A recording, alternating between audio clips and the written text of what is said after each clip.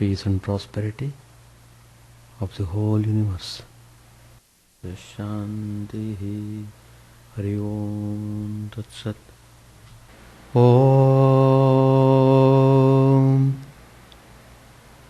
Stavakaya Dharmasya Sarvadharma Swarupini Stavakaya Dharmasya Sarvadharma Swarupini Avatara Varishtaya Ramakrishna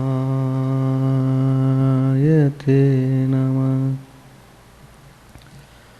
Asato ma sadgamaya tamaso ma jyotirgamaya mrityorma mritangamaya. Om Shanti Shanti Shanti. Let us bow down to Sri Ramakrishna, the embodiment of all religions, the Supreme God Incarnate. Let us pray to Him to lead us from unreal to the real, to lead us from the darkness of ignorance to the light of knowledge, to lead us from death to immortality. In the last class, we were discussing how we need the grace of our own minds above everything else.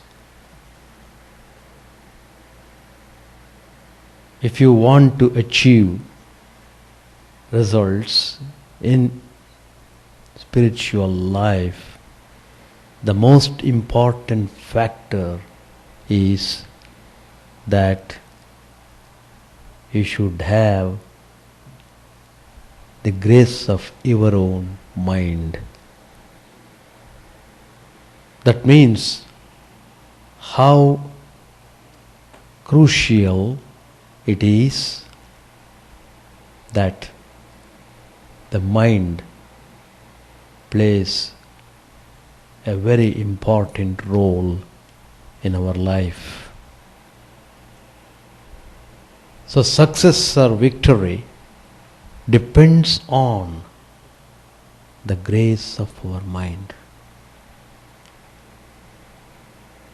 That's why Lord Krishna said, Uddhared Atmanatmanam Natmanam Avasadayet Atmaiva Hyatmano Bandhuhu Atmaiva Ripuratmanaha. There, Lord Krishna is meant by Atma, is meaning your mind. So, we should take all steps to see how the mind is kept in a proper way. That is the struggle. That is the struggle. So, let us concentrate upon this idea of achieving the grace of mind. We may have practiced ethical disciplines. We may have received instructions from a competent teacher. And we may have also manifested energy. Yet, to our dismay, we may notice that we are not advancing at all spiritually. What impedes our spiritual advancement in spite of all these faculties in us? It is that we have not yet received the grace of our own mind. It is not until we take to spiritual practices seriously that we begin to feel how badly we require the grace of our own mind, by the side of all the other graces we may have received. So I am pinpointing the grace of the mind is very, very important in our life. Most of the inner problems of our life are created by our own minds, and what we suffer from have been manufactured by ourselves. Me only to blame. Swami Vivekananda has composed a poem. Anything that happens to you, you alone are responsible for that. Don't point finger to anybody else. If you are very particular about pointing the finger, point that finger to your own mind. That's the point. But in order to be able to practice spiritual disciplines, it follows we must have good minds. Where do we get them? The good mind is not a special type of mind available somewhere outside of man. Our own mind, when deliberately molded for the purpose of serving as the instrument for spiritual practices, becomes the good mind. A mind is bad or good for practical spiritual purposes insofar as it does or does not present to us distracting thoughts, often in the form of various temptations. That is the crux of the mental difficulties a spiritual aspirant suffers from. Again, I am quoting Lord Krishna in the Gita. Asamshayam mahabaho mano durnigraham chalam abhyasena tu kaunteya vairagyena cha grihyate. Lord Krishna has given a basic solution to the mental problems from which an aspirant may suffer. Practice and dispassion are the only means of controlling the wayward mind. Practice here means earnest and repeated attempts to make the mind steady in its unmodified state of pure intelligence by means of constant meditation upon the chosen ideal. Shankaracharya has commented on this verse. He says, practice consists in constantly repeating the same idea or thought regarding some one object of meditation. You must think of it throughout. That means you must constantly repeat the mantra of the chosen ideal. That's the meaning of practice.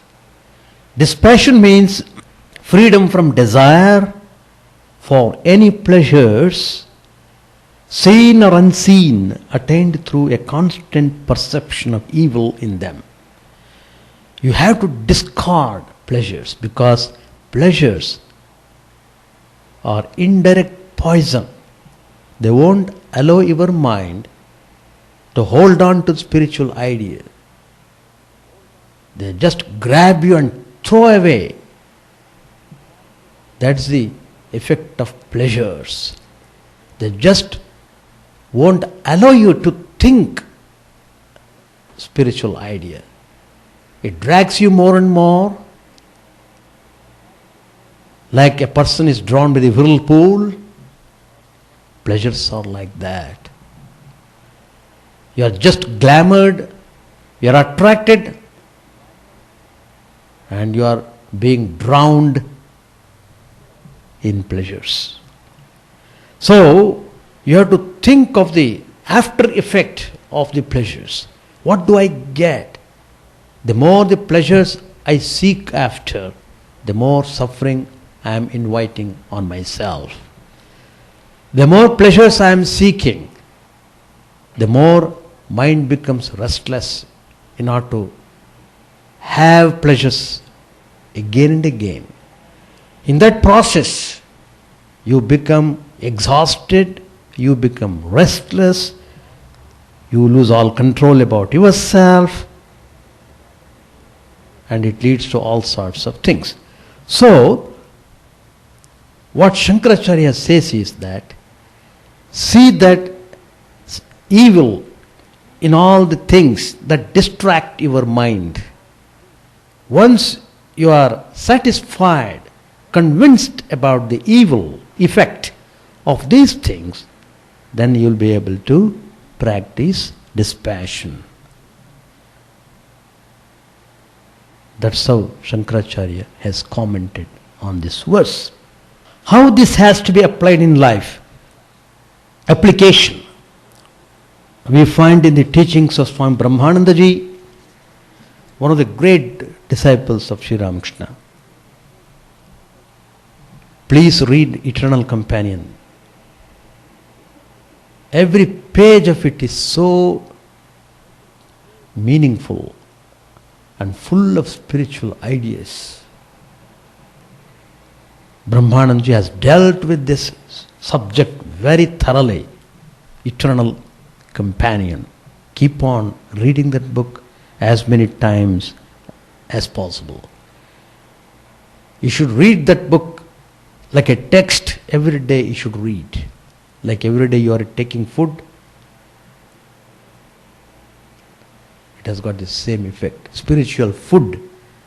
You get nourishing spiritual food in that book, Eternal Companion, or Spiritual Teachings of Swami Brahmananda ji. One disciple asked him, Master, how may I check a distracting thought that persistently arises in the mind? Swami Brahmananda's reply is very significant. Swamiji says, think to yourself,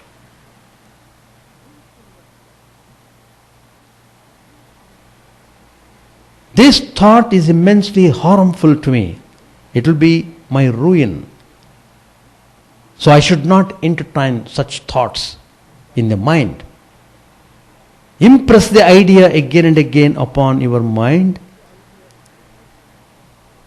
The mind is extremely susceptible to suggestions and will learn whatever you teach it. Therefore, if through discrimination you can impress upon it the joy and fullness of spiritual life and the folly of worldly attachments, it will devote itself more to God and you will find yourself freed from distracting thoughts.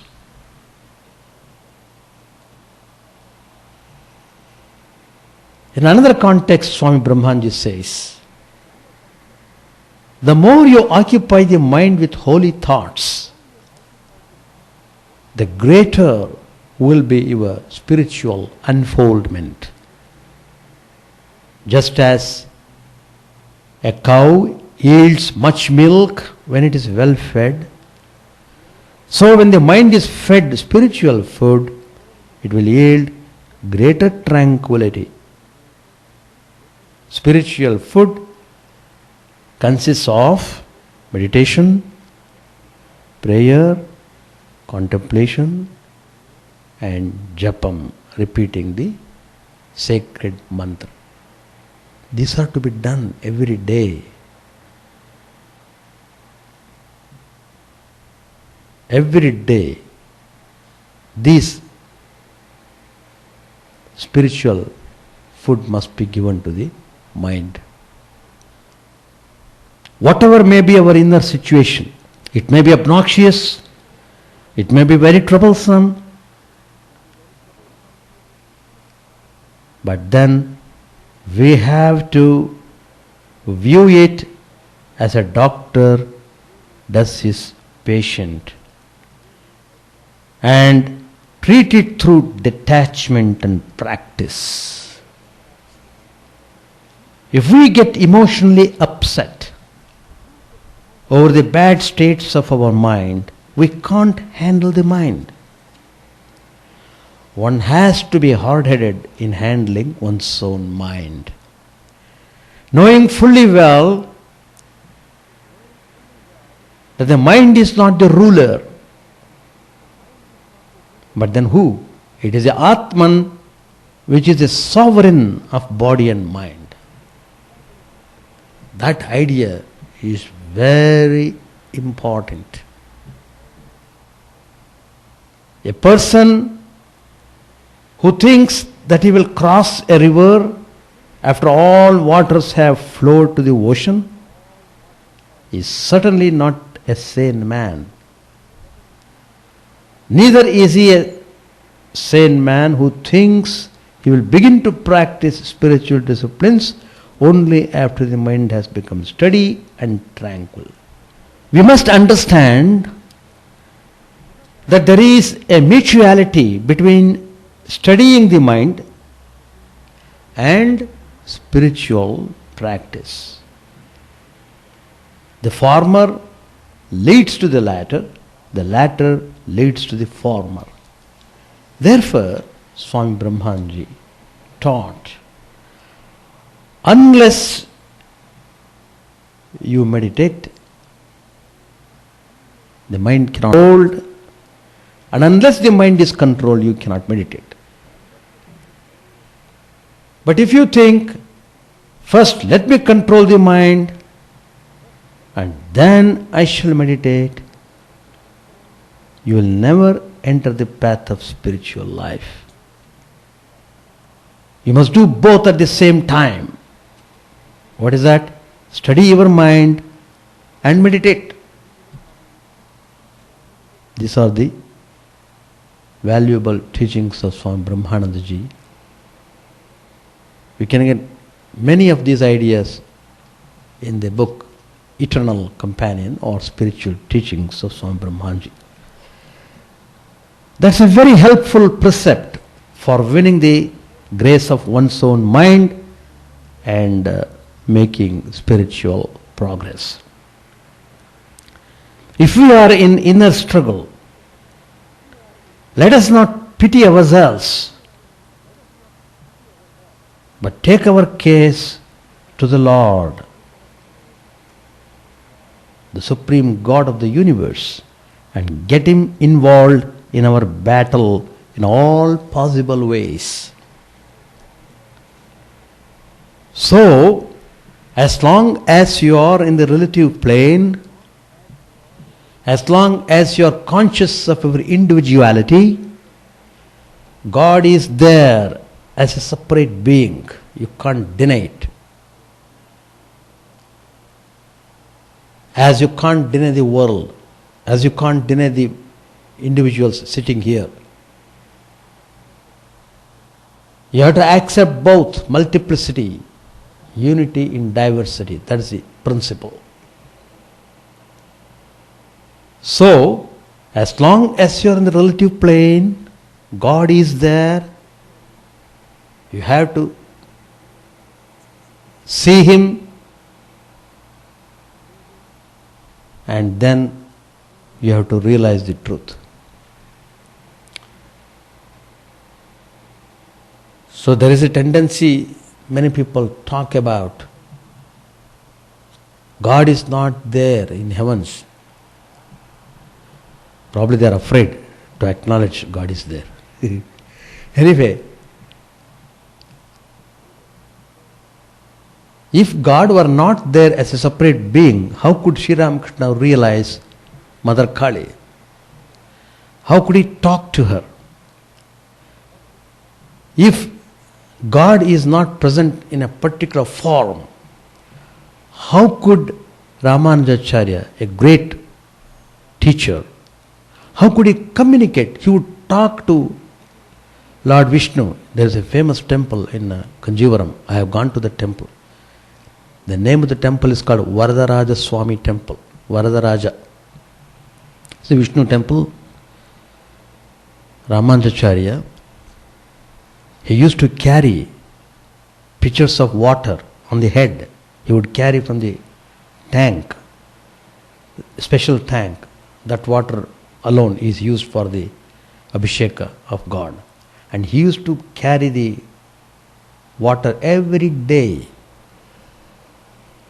In fact, how did he take sannyas? Who was his guru? Lord himself was his guru. He took the Gerva cloth and he stood before Lord Varadaraja Swami. He put the cloth at his feet.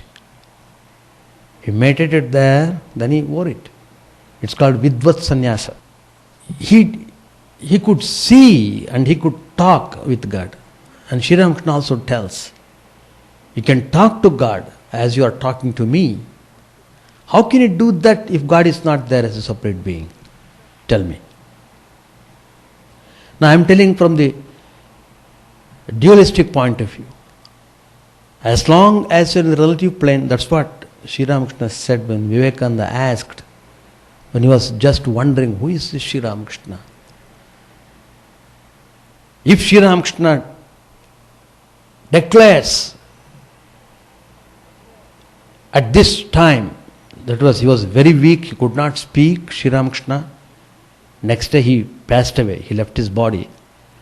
And Swami Vivekananda was sitting at the feet of Sri Ramakrishna. Just the thought came to his mind, who is this Sri Ramakrishna? Sri Ramakrishna could not even get up. He was so weak. But do you know what happened? As soon as the thought came on the screen, on the mind screen of Vivekananda, immediately Sri Ramakrishna woke up.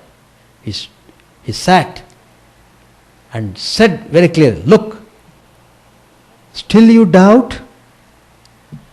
One who was Sri Ramachandra in Treta Yuga,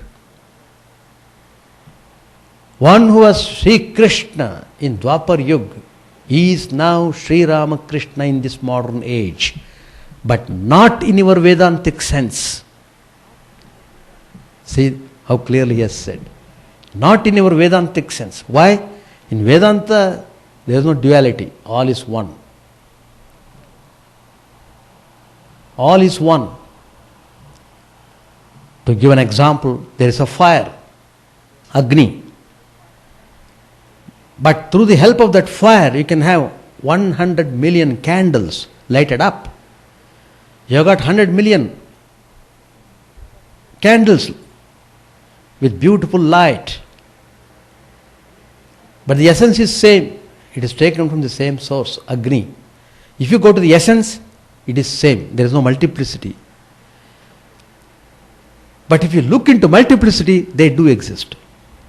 In the same way, we have to think there should not be any conflict.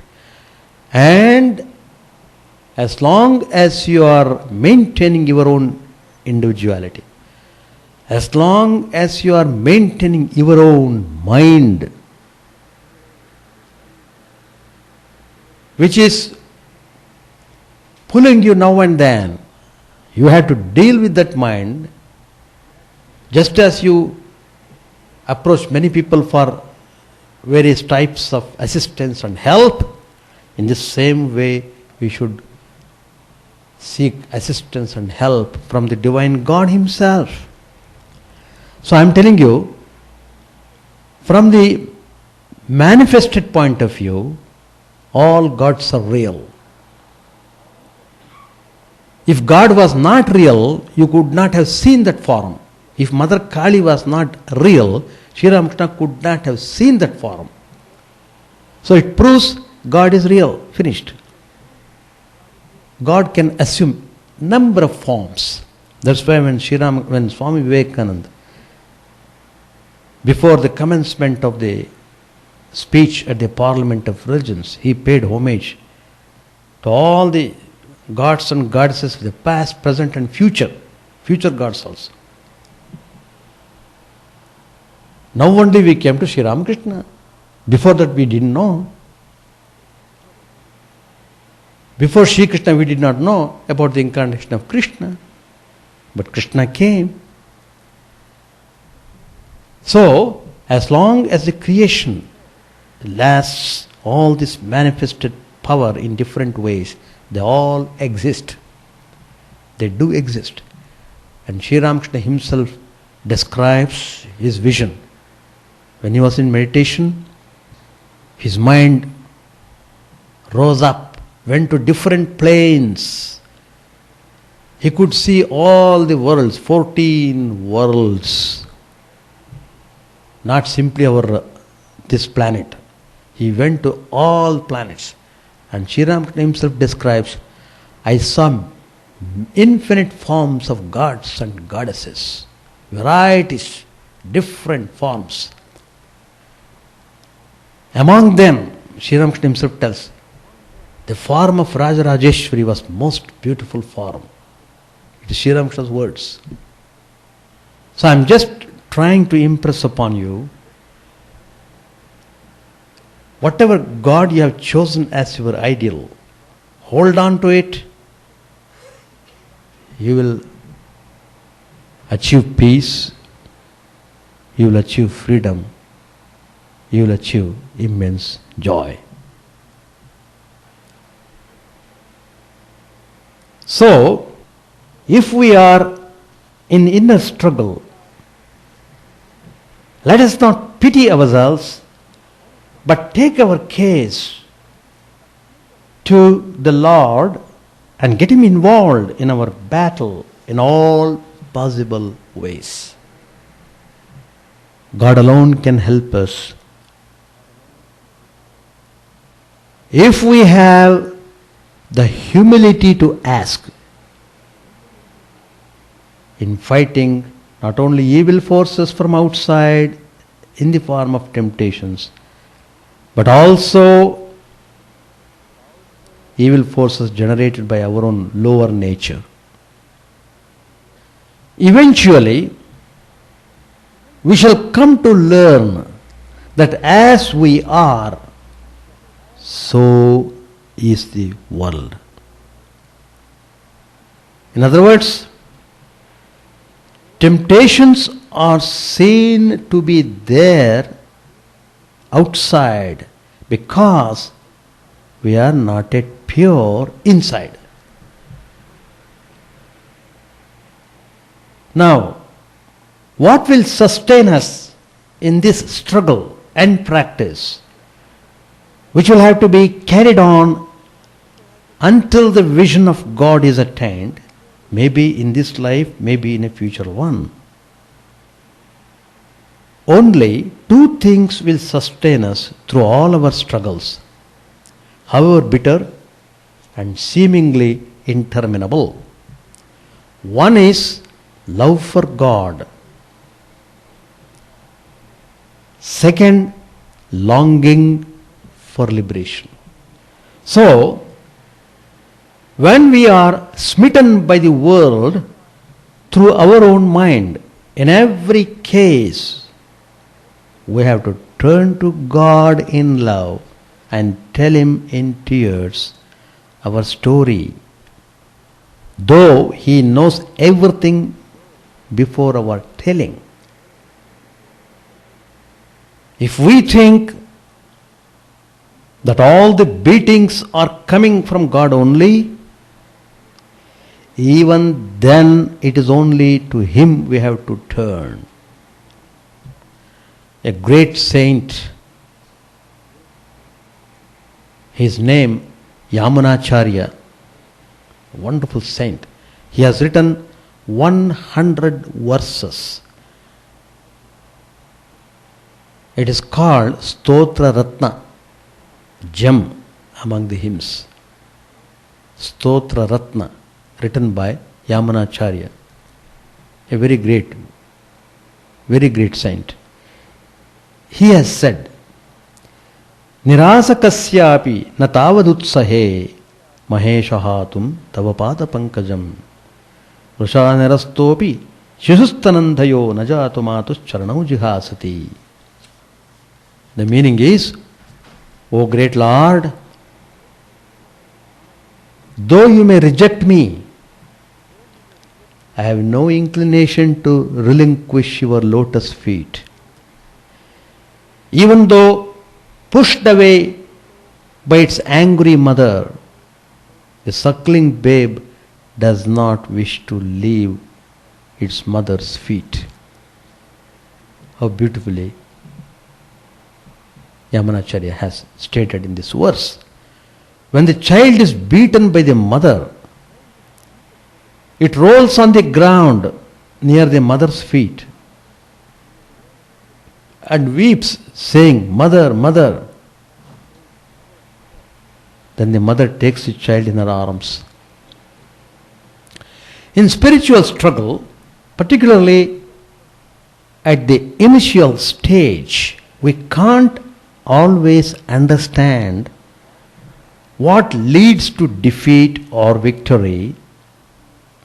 Only through resignation to God in love, and for love alone, can we derive directly from God all the solace, inspiration and strength we require for carrying on our struggles. Betake yourself to no other refuge but God in any situation of spiritual strivings. Tear away all other refuges and protections and open yourself to the blasts of God. Let them come in all their fury and throw you face down on the ground. Bleed, but do not stop saying, Mother, Mother. Keep on uttering, Divine Mother. No other refuge is worth having, for every other refuge is in Maya and so has to be rejected. Many are the afflictions of the righteous, but the Lord delivereth him out of them all. So, in order to sustain yourself, you have to love God and must have intense desire to have the vision of God. In other words, you must desire intensely freedom, liberation, mukti, atyantika mukti. That means liberated forever, not temporary liberation. Temporary means for some time you are liberated, again you are born. No, not that kind of liberation. Atyantika mukti means absolute freedom. And that is not a dry state. It's a state of immense peacefulness. It's a blissful state. It depends upon your aspiration. Once you reach that highest state, you you will be overflowing in love and compassion, and you would love to be born in this world, not to satisfy your desires, only with the idea of serving the humanity, serving the people in distress, showing them the glory of God, diverting the mind of the people towards God. You love to sacrifice your life for that great mission. That's how we find Vivekananda came here. He was not brought down to this world on account of his karmic theory. This karmic theory is all for people like us. It's not for Ishwar Kotis and Siddha Purushas like Swami Vivekananda. They are ever free. They suffer out of their infinite compassion for the humanity. They suffer for the sake of humanity, in order to remove difficulties, afflictions from the people, in order to inculcate love in them towards God. That's the significance of Sri Ramakrishna's incarnation. If you read Sri Ramakrishna, his life and teachings, and the teachings of the disciples, what tremendous spiritual food is there. You can develop very nicely. Only condition is you must really desire to go spiritually. Then only it's possible. Otherwise, the world will drag you, drag you, drag you. Let us cultivate the love of God. Page 568. What is knowledge and what is ignorance? A man is ignorant so long as he feels that God is far away. He has knowledge when he knows that God is here and everywhere. When a man has true knowledge, he feels that everything is filled with consciousness. At Kamarpakor, I used to talk to Shivaram, a nephew of the master, who was then a lad 4 or 5 years old. When the clouds rumbled and lightning flashed, Shibu would say to me, "There, uncle, they are striking matches again." All laugh. One day, I noticed him chasing grasshoppers by himself. The leaves rustled in the nearby trees. "Hush, hush," he said to the leaves. "I want to catch the grasshoppers." He was a child and saw everything throbbing with consciousness. One cannot realize God without the faith that knows no guile, the simple faith of a child. Oh, what a state of mind I passed through. One day, something bit me while I was sitting in the grass. I was afraid it might have been a snake, and I did not know what to do. I had heard that if a snake bites you again, immediately after its first bite, it takes back its own venom. At once I set out to discover the hole so that I might let the snake bite me again. While I was searching, a man said to me, "What are you doing?" After listening to my story, he said, "But the snake must bite in the very same place it has bitten before." Thereupon I went away. Perhaps I had been bitten by a scorpion or some other insect. I had heard from Ramlal that the autumn chill was good for one's health. Ramlal had quoted a verse to support it. One day, as I was returning from Calcutta in a carriage, I stuck my head out of the window so that I might get all the chill. Then I fell ill. Allah. Sri Ramakrishna entered his room and sat down. His legs were a little swollen. He asked the devotees to feel his legs and see whether or not the pressure of their fingers made dimples. Dimples did appear with the pressure, but the devotees said that it was nothing. Master said to Bhavanath, please ask Mahendra of Sinthi to see me. I shall feel better if he reassures me. Bhavanath with a smile, you have got a great faith in medicine, but we have not so much. Master said, it is God who as a doctor prescribes the medicine. It is he who in one form has become the physician. Dr. Ganga Prasad asked me not to drink water at night. I regarded his statement as the words of the Vedas. I looked upon him as a physician of heaven. Hazra entered the room and sat down. The master talked a while about different things and then said to Hazra, you see, many people were at Ram's house yesterday. Vijay, Kedar and others were there. But why did I feel so deeply stirred at the sight of Narendra? That is Vivekananda. I found that Kedar belonged to the realm of divine inebriation. Presently Narendra arrived and Sri Ramakrishna was exceedingly happy. Narendra saluted the master and began to talk with Bhavanath and others in the room. M was seated nearby. A long mat was spread on the floor. While talking, Narendra lay on it flat on his stomach. The master looked at him and suddenly went into samadhi. He sat on Narendra's back in an ecstatic mood. We shall stop here. So, grace of the mind is important. You may have all the graces.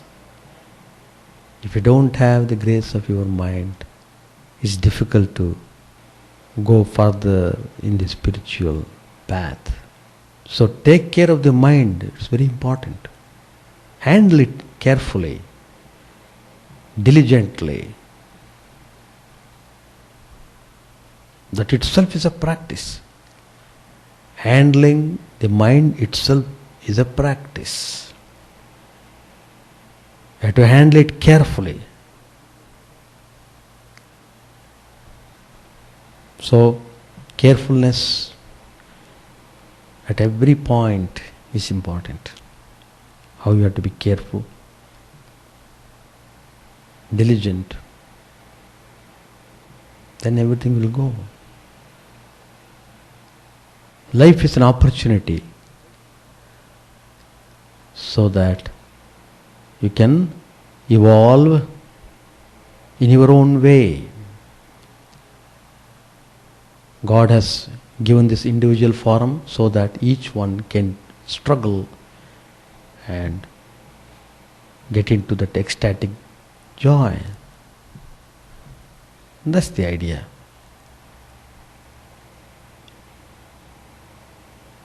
Any question to ask? Any comments? Yeah, that's what I touched that subject today. But the point is, if you want to make the mind pure, it means, positively speaking, you must occupy your mind with spiritual activities such as meditation, prayer, and selfless service, contemplation, repetition of the mantra. All these things come under spiritual practice, worship, doing regularly. It has got its tremendous effect on the mind. You can see it yourself. Suppose tomorrow you start with the idea, today I have to worship God, let me prepare myself and go in proper mood to worship God. And you go to the chapel and offer your worship, completely surrendering yourself at that point of time.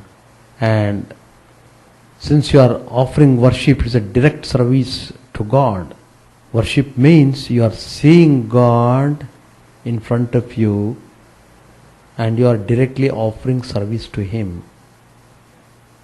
So you are establishing relationship with God and you are offering your worship, after the worship you feel a kind of peacefulness that you will understand. One day you are not able to do worship, then you will know. You feel as if the day is dry and you feel as if something is wanting. So, positively you must occupy your mind in various types of spiritual activities. Reading of the Gita, reading of Sahasranam, 1,000 names of God, Goddess. Whatever way it appeals to your mind, follow that. That's one way of keeping the mind on those ideas. Suppose you are able to engage your mind in such activities for about 1 hour, that means that 1 hour you are able to have control of the mind and you are able to maintain the purity of the mind. So if you do it regularly, then slowly the duration also increases. But the point is, in modern times, you are so much engaged in the worldly duties and activities, you are not able to devote sufficient time towards the spiritual practice. So at the same time you want purity of the mind. How can you get it? Because each one has to struggle himself. I may say, look, here is the food, please take, but you have to take it. So, unless you nourish yourself spiritually, how can you have unfoldment of spirituality in your life? So, you must have some balance. That's what Sri Ramakrishna says. Keep a balance. Don't get lost in the name of worldly duties. It is true, you have to earn money, you have to have certain facilities. It's all true. But that's not everything. So, even 25% of our time, why 25? Even 10% of the time we are not able to devote to spiritual practices. Then how can you expect purity of mind and vision of God? How can you expect that? So, you have to reconcile yourself. That's why Sri Ramakrishna tells in the Gospel, it has come many times, he has told, pray to God to lessen your duties in the world, so that your mind may come more and more towards God. That's important. So then everything will be taken care of. So the more the mind runs towards God, that shows you are getting the grace of the mind. If the mind is running away from the spiritual practices, that means you have no control about the mind whatsoever. That's the point. So, getting the grace of mind should be our main objective in spiritual life. The Brahman and Shakti, Brahman is the all-pervading consciousness, but in order to know the truth, you need manifestation of that consciousness. So manifest and unmanifest. The unmanifest state, Nirakar, Nirgun, Brahman, the substratum of everything. It is everywhere. But in order to grasp it in the mind, we need the manifestation of that power, that Supreme Brahman. So that manifests itself as, in so many ways it manifests as the universe. I am the universe, Bhagavan says. I am Vishwatma. I am Paramatma, Vishwatma. So, it is translated into manifested power. the unmanifested power translates into manifested power. So, like that, as I said, the Agni fire, but how do you grasp that power? Unless you know, unless you see the manifestation of that fire, power, and you burn your hand, then only you know, yes, it is fire. Fire is like this. But fire by itself, it has no form. It is tattva, agni tattva, jala tattva, vayu tattva. So, they all exist in the form of tattvas. But they come into manifested being. Once the creation sprouts,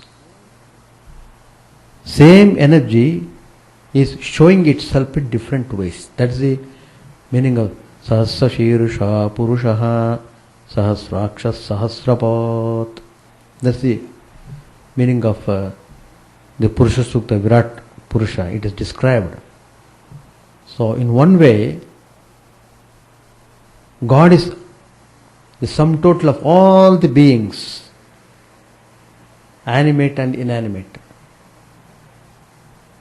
But in order to understand that highest truth, you need a particularization of that highest truth. In order to have that particularization, you hold on to a particular form of God or Goddess. In some religion, they may not accept God in human form. Very good. If they are able to practice spirituality without accepting God in form, let God bless them in their way. You have nothing to say against that. But if you come to Sri Ramakrishna, your knowledge is widened. What is that? You accept that also, this also. Both are true. Formless and form. Both are true. And Sri Ramakrishna tells, that's why Sri Ramakrishna's philosophy is compared to Vijnana. Sri Ramakrishna says, what is the reality? The reality is that which is beyond form and formlessness. The reality is that which is beyond form and beyond formlessness. That is the reality. So anyway, we don't have to have unnecessary conflicts in the mind. So what you want to achieve, in what manner you want to worship God, hold on to that path. That's what Lord Krishna says. Whatever form you worship me alone. Yo yo yam yam, that verse is there. Whatever form you worship, even not knowing you worship, finally you come to me alone. There Lord Krishna is telling, all those forms are me only. That's why you see in Sri Ramakrishna's life, when he saw Lord Christ, when he had the vision of Lord Christ, he was in ecstasy. Then he found the form of Christ coming and merging into his heart. Then there is a story when Gopalarma, a devotee, Agormani Devi, who was worshipping Lord Krishna, she became so pure. Lord Krishna came to her like a child and lived with her. And she would carry the child and she would feel very heavy because baby Krishna was so heavy to carry. And when she came to see Sri Ramakrishna, she literally carried the child. And then she came, Sri Ramakrishna was sitting in meditation posture in the Dakshineshwar temple. Sri Ramakrishna knew that she was coming. He entered into the mood of Krishna consciousness. He became Krishna himself, Sri Ramakrishna. And when she came, she kept the child on the ground. The child crawling and just entered into the heart of Sri Ramakrishna and disappeared.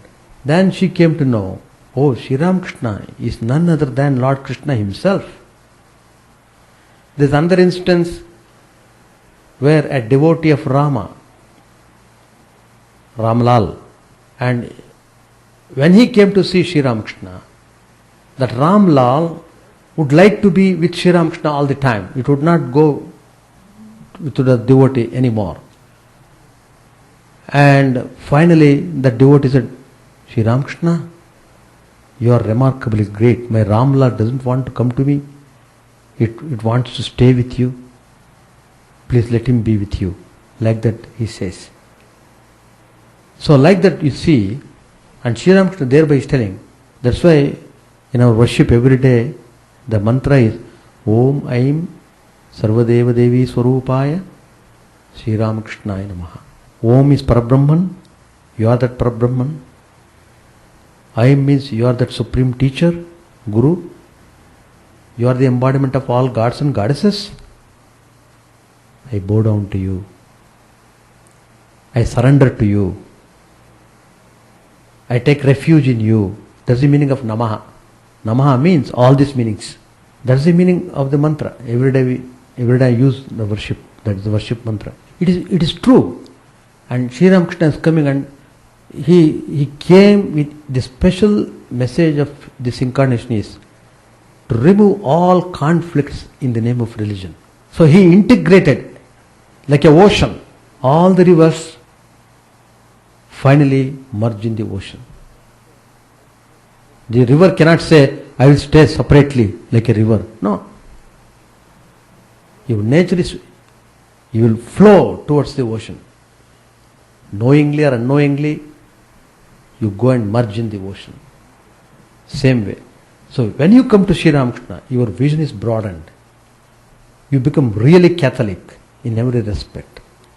You appreciate everybody's feeling, you appreciate every faith, you appreciate every path. At the same time, you follow your own path. It's not sailing in two boats. I will follow Nirakara, I will follow Akara. Then you will follow nothing in that way. Follow one. Take one method, take one path to reach the goal. There are so many ways to reach the place. Take particular path, go ahead. Don't waste your time unnecessarily. Where that man goes, where this man goes. Why are you bothered about that? You go. Why do you waste your time unnecessarily? So concentrate upon your spiritual practice, not entering into all vain discussions. Hold on to your spiritual ideas, hold on to your Guru, hold on to spiritual practice. Be sincere and good in your pursuit. You are sure to reach the goal. Once you reach the goal, then God Himself will reveal to you all the truth you want to know. Sri Ramakrishna himself tells that. First you go, first you see, then you will understand everything. But before that we keep on talking, gaining nothing. Yeah, we shall stop. Chant the name of the Lord and His glory unceasingly, that the mirror of the heart may be wiped clean and quenched that mighty forest fire, worldly lust raging furiously within. O name, stream down in moonlight on the lotus heart, opening its cup to knowledge of thyself. O self, drowned deep in the waves of His bliss, tasting His nectar at every step, bathing in His name, that bath for weary souls. Various are Thy names, O Lord, in each and every name Thy power resides. No times are set, no rites are needful for chanting of Thy name. So vast is Thy mercy, how huge then is my wretchedness, who find in this empty life and heart no devotion to Thy name. O my mind, be humbler than a blade of grass, be patient and forbearing like a tree, take no honor to thyself, give honor to all, chant unceasingly the name of the Lord. O Lord and soul of the universe, mine is no prayer for wealth or retinue, the playthings of lust or the toys of fame. As many times as I may be reborn, grant me, O Lord, a steadfast love for Thee. A drowning man in this world's fearful ocean is Thy servant, O sweet one. In Thy mercy, consider him as dust beneath Thy feet. Oh, how I long for the day when an instant separation from Thee, O Lord, will be as 1,000 years. For my heart burns away with His desire and the world without thee is a heartless void. Prostrate at thy feet let me be in unwavering devotion, neither imploring the embrace of thine arms, nor bewailing the withdrawal of thy presence, though it tears my soul asunder. O thou who stealest the hearts of thy devotees, do with me what thou wilt, for thou art my heart's beloved, thou and thou alone. O Lord, lead us from the unreal to the real, lead us from darkness to light, and lead us from death to immortality.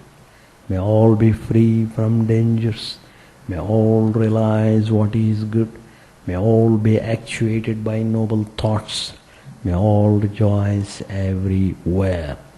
May all be happy, may all be free from disease, may all realize what is good, may none be subject to misery. May the wicked become virtuous, may the virtuous attain tranquility, may the tranquil be free from bonds, may the freed make others free. May good betide all people, may the sovereign righteously rule the earth, may all beings ever attain what is good, may the worlds be prosperous and happy, may the clouds pour rain in time, may the earth be blessed with crops, may all countries be freed from calamity, may holy men live without fear. May the Lord, the destroyer of sins, the presiding deity of all sacred works be satisfied, for he being pleased, the whole universe becomes pleased. He being satisfied, the whole universe feels satisfied.